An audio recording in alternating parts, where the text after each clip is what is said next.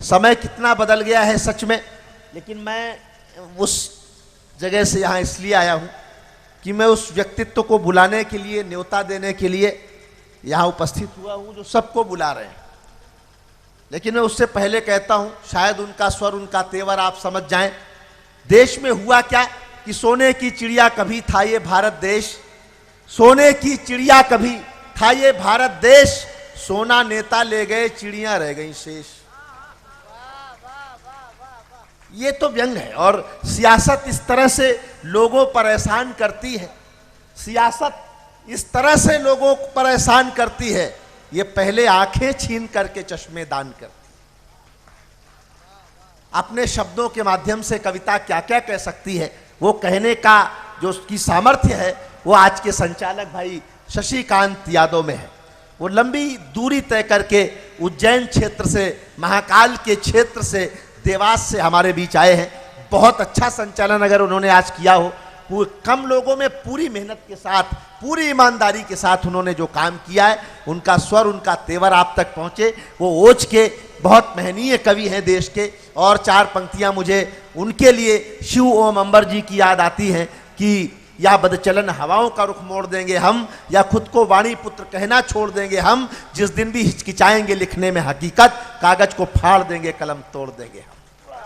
ये खुददारी जिन लोगों में बची है, उनमें से एक रचनाकार। तालियां कमजोर हैं शशि भाई के लिए। मैं समझता हूं जितने हाथ यहाँ हैं वो सब भरपूर तालियों से आमंत्रित करें भाई शशिकांत। जो लोग मुझे बिना सुने जा रहे हैं, मैं उन्हें श्राप दे रहा हूं कि उन्हें बुरे बुरे सपने आएंगे, और हो सकता है कि सपने में ये दीपक पारिक खुद आ जाए। इसलिए ये जो बच्चे जिनके भी हैं वो अपने पास बिठा लें, अगर इनके माता पिता भी यहीं हो तो। वरना कई बार ऐसे कार्यक्रमों में लोग बच्चों को भेज देते हैं, खुद घर पे रह जाते हैं।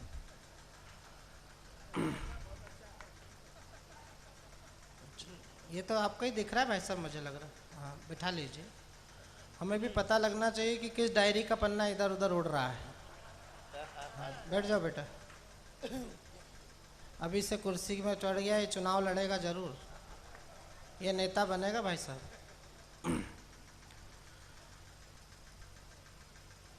कि कवि हूँ कबीर की परंपरा का दीपक हूँ, तेज आंधियों से कभी डरता नहीं हूँ मैं। मेरे बाद देश के दो बड़े कवियों को आपको सुनना है। श्रद्धेय अब्दुल जब्बार साहब जो गीतों के राजकुमार हैं, और ओज के सम्राट कवि श्रद्धेय हरिओम पवार को सुनना है। मैं दोनों की अगवानी केवल 5 छंदों से करने जा रहा हूँ। पहला छंद आपके आंगन में रखता हूँ। इतने बड़े प्रतिष्ठा के महोत्सव में इतने बड़े कवियों के साथ आपके दरबार में हाजिरी लगाने का अवसर मुझे मिला।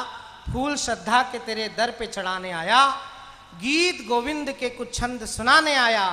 जहाँ दोनों जहाँ का सर परस्त बसता है, मैं उसी दर पे अपने सर को झुकाने आया। और आदरणीय भाई खंडेलवाल जी के एक आदेश पर आपकी सेवा करने आया हूँ। ये 4 पंक्ति कहने का मेरा अधिकार है। मुझे अंतिम पंक्ति तक के व्यक्तियों की तालियां चाहिए कि मैं उसका घर वो साजो सामान छोड़ाया, ठेकेदारों के वो ऊंचे मकान छोड़ाया। मुझे पता है तेरे दर पनाह मिलेगी मुझे, इसी यकी पे मैं दौलत जहां की छोड़ा।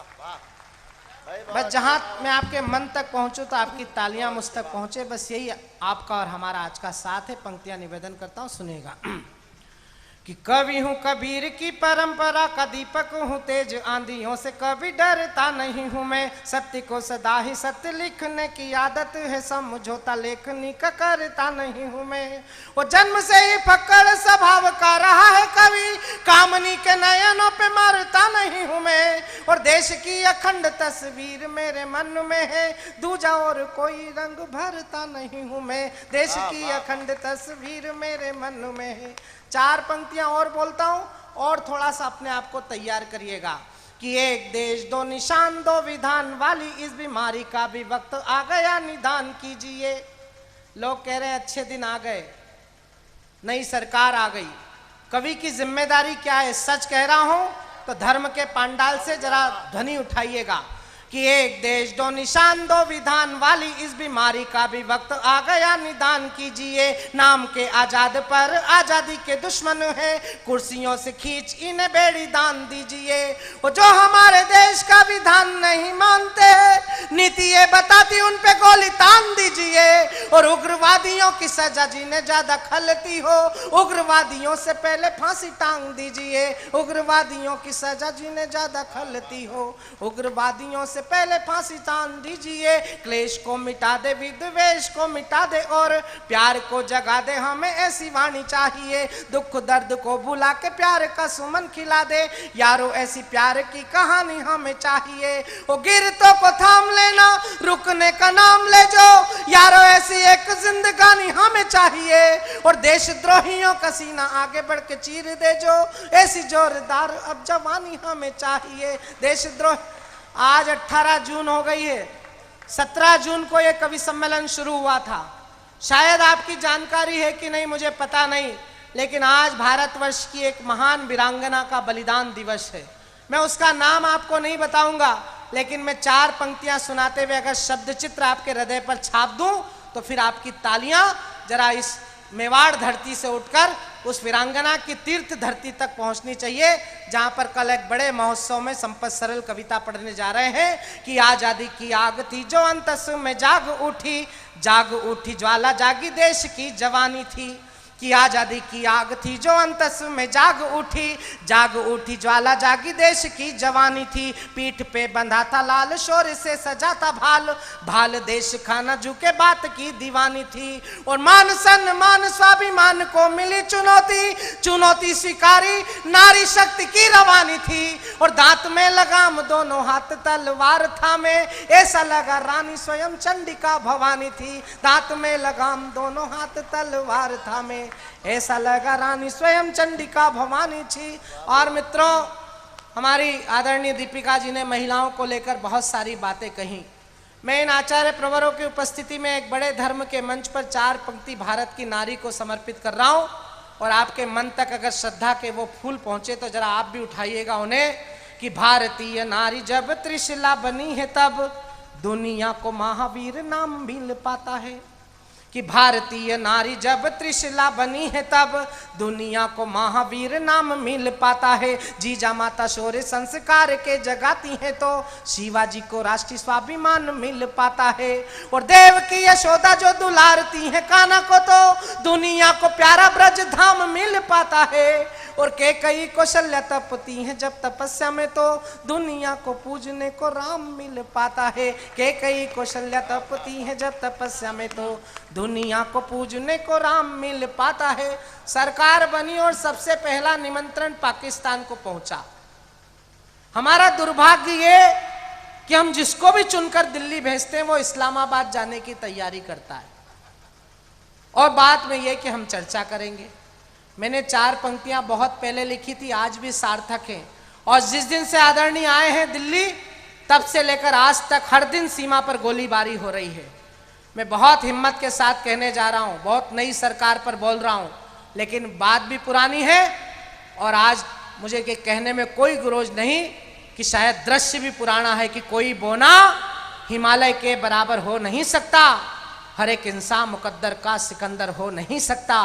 करेगा बात क्या हमसे, तेरी औकात ही क्या है, तू कतरा था तू कतरा है, समंदर हो नहीं सकता। लेकिन 125 करोड़ का देश जब बार बार दोस्ती का प्रस्ताव लेकर जाए और बदले में हमारी सीमाओं पर हमारे बेटों की छाती पर पाकिस्तान गोलियां दागे, तो मैं दिल्ली से 4 पंक्तियां कहना चाहता हूं। मैं प्रस्ताव आपके सदन में रख रहा हूं, ये धर्म की लोकसभा है, जरा मुझे प्रस्ताव पारित करके दीजिएगा ताकि देश के प्रधान को ले जाकर दिया जा सके कि देश की जनता क्या चाहती है। कि 47 में गलतियां पहले ही कर चुके हो सके तो करी हुई गलतियां सुधारिए। कि 47 में गलतियां पहले ही कर चुके हो सके तो करी हुई गलतियां सुधारिए। दोस्तों से दोस्ती निभाइए जी शौक से, पर दुश्मनों के आगे ऐसे हाथ ना बढ़ाइए।